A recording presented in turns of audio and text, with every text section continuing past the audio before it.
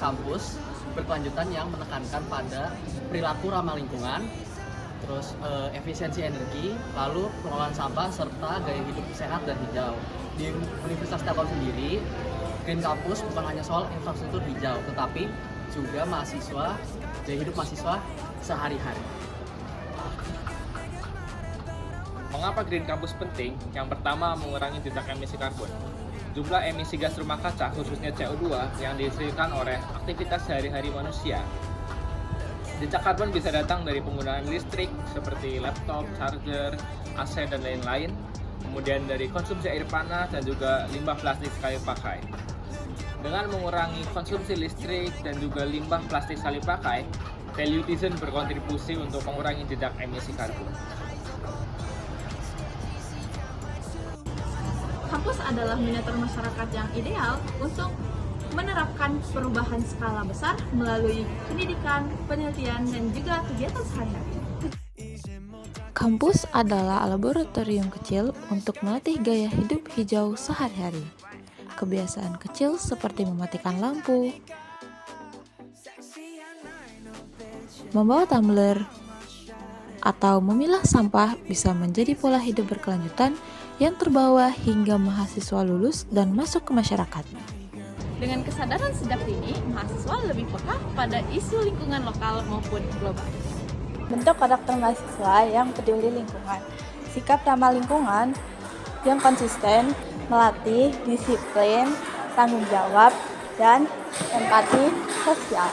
Mahasiswa belajar bahwa menjaga lingkungan bukan tugas pemerintah, tapi tanggung jawab kolektif.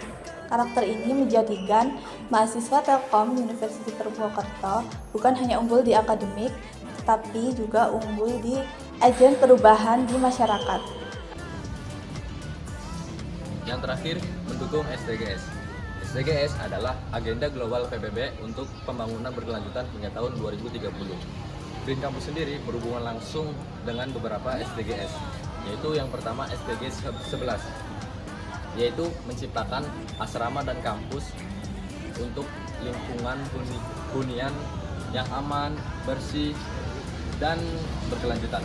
Lalu yang kedua SDG 12, yaitu membiasakan diri dengan berhemat, seperti menghemat listrik, air, makanan, serta mengurangi sampah dengan berdaur ulang.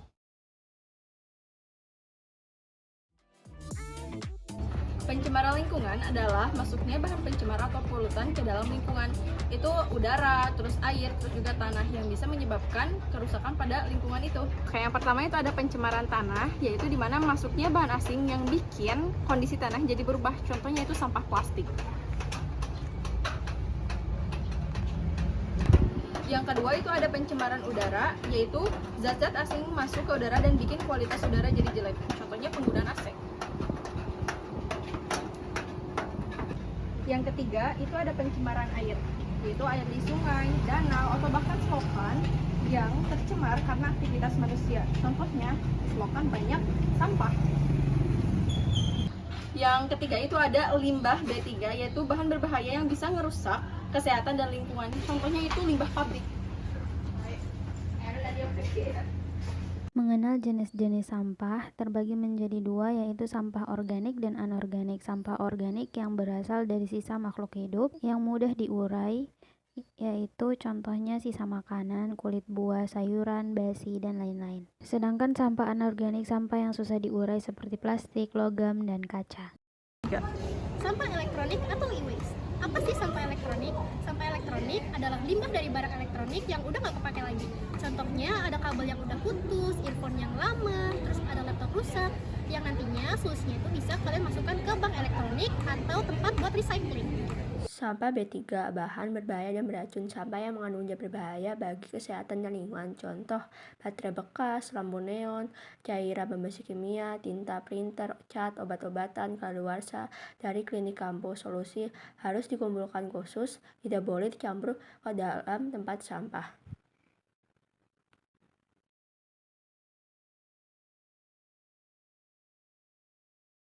Sampah residual adalah sampah yang sulit diolah atau didaur ulang Contohnya popok sekali pakai, tisu bekas styrofoam, masker sekali pakai, dan kantong plastik tipis.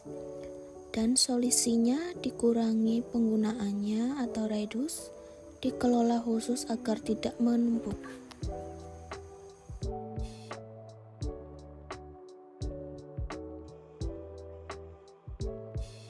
Reduce yaitu mengurangi penggunaan barang sekali pakai, terutama konsumsi yang berlebihan. Penerapan yang dapat kita lakukan ialah dengan membawa botol minum sendiri yang dapat mengurangi sampah botol kemasan sekali pakai dari kantin. Selanjutnya ada recycle atau daur ulang sampah dengan mengolah sampah menjadi barang baru yang lebih bermanfaat sehingga tidak langsung berakhir di pembuangan sampah. Contohnya kita dapat membuat hiasan seperti tempat pensil dari botol plastik bekas.